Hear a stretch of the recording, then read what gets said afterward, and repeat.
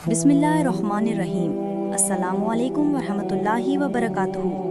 खुश आमदीद अल्लाहु अकबर चैनल में, जहां हम आपको सुनाते हैं वो सच्ची कहानियाँ जो ईमान, सब्र और अल्लाह की रहमत से भरपूर होती हैं। आज हम आपके लिए लेकर आए हैं एक ऐसी कहानी जो ना सिर्फ एक नौजवान के यकीन और कुर्बानी का जिक्र करती है, बल्कि हमें ये सबक भी देती है कि अगर हम सब्र, नेकी और दुआ का दामन थामे रखें तो अल्लाह ताला अपनी रहमत के दरवाजे ज़रूर खोलता है।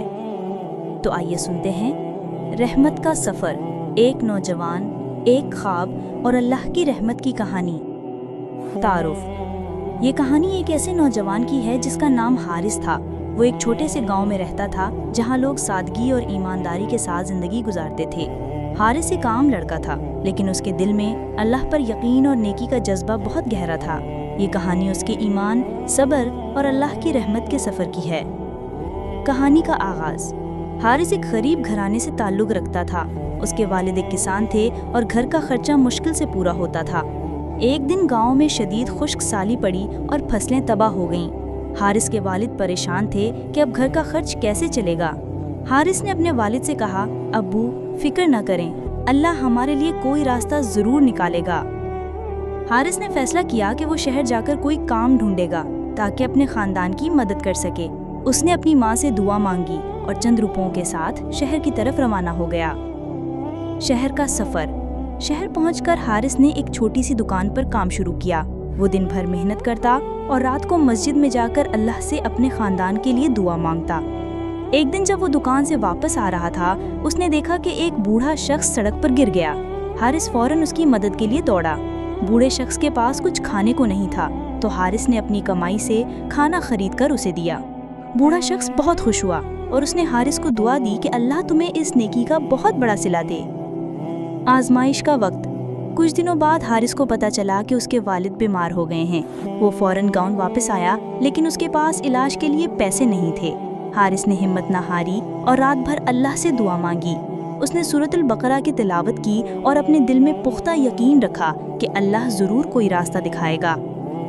एक रात हारिस ने ख्वाब में देखा कि एक नूरानी चेहरे वाला शख्स उससे कह रहा है, ए हारिस, सब्र कर, अल्लाह की रहमत करीब है। सुबह उठकर हारिस का ईमान और भी मजबूत हो गया। अल्लाह की रहमत। एक दिन गांव में एक नेक ताजर आया। उसने हारिस के वालिद की बीमारी के बारे में सुना और हारिस की नेकी और मेहनत की कहानी भी जानी। ताजर ने हारिस से मुलाकात की और कहा, बेटा, तुम्हारी नेकी और सब्र ने मुझे बहुत मुतासिर किया। मैं तुम्हारे वालिद के इलाज का खर्च उठाऊंगा और तुम्हें अपने कारोबार में शराकतदार बनाऊंगा। हारिस की आंखों में आंसू आ गए। उसने अल्लाह का शुक्र अदा किया और ताजर की पेशकश कबूल कर ली। कुछ ही महीनों में हारिस के वालिद सेहतियाब हो गए और हारिस का कारोबार भी खूब चलने लगा।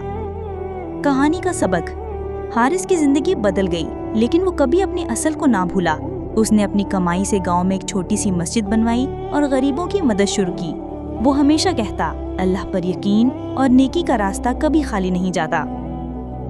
ये कहानी हमें सिखाती है कि सब्र, दुआ और नेक अमल अल्लाह की रहमत को हम तक ले आते हैं। जैसे हदीस शरीफ में है, अल्लाह ताला फरमाते हैं, मैं अपने बंदे के गुमान पर हूँ, जैसा वो मेरे बारे में सोचता है मैं वैसा ही हो जाता हूँ।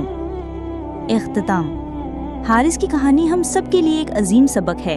अल्लाह ताला हमें भी हारिस जैसा सब्र, ईमान और नेकी का जज्बा अता फरमाए। आमीन या रब्बल आलमीन।